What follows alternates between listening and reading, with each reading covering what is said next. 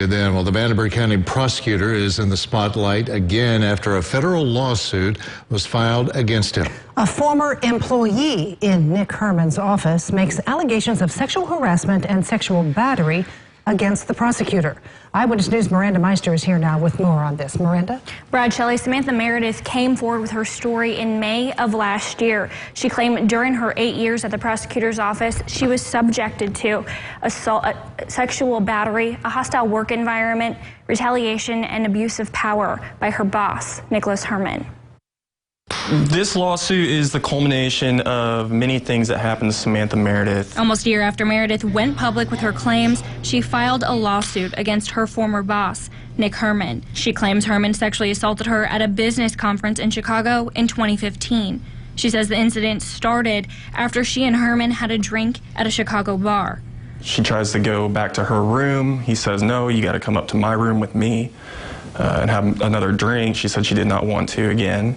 He says, I won't take no for an answer. Meredith says while she was in Herman's room, he told her she was hot and that if he had a shot, he would take it. The document also says Herman put his handcuffs on her twice and pulled out his gun and set it on the desk. That's when Meredith says she tried to leave, but Herman wouldn't let her, first blocking the door, then throwing her over his shoulder and setting her down in a chair.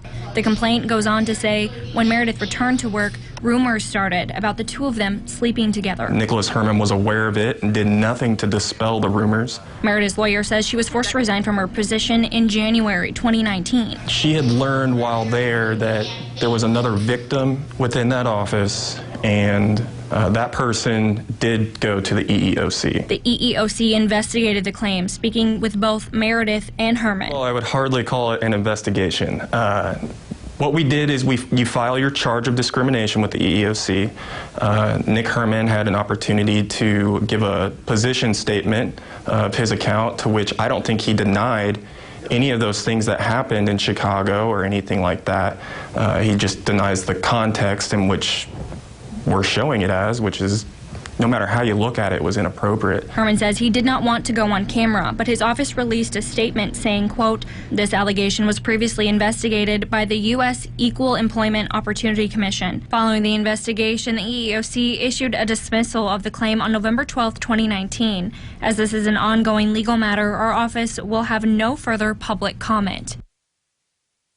Dink said Meredith would like to see Herman held accountable for his actions. He also says they will be seeking money, an amount that will be determined by the jury.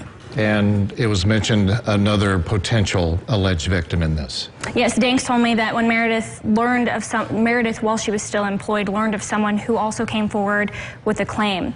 Now, they said that they can use her information as a deposition, but they do not represent her at this time. All right, Miranda Meister, thank you so much for the update.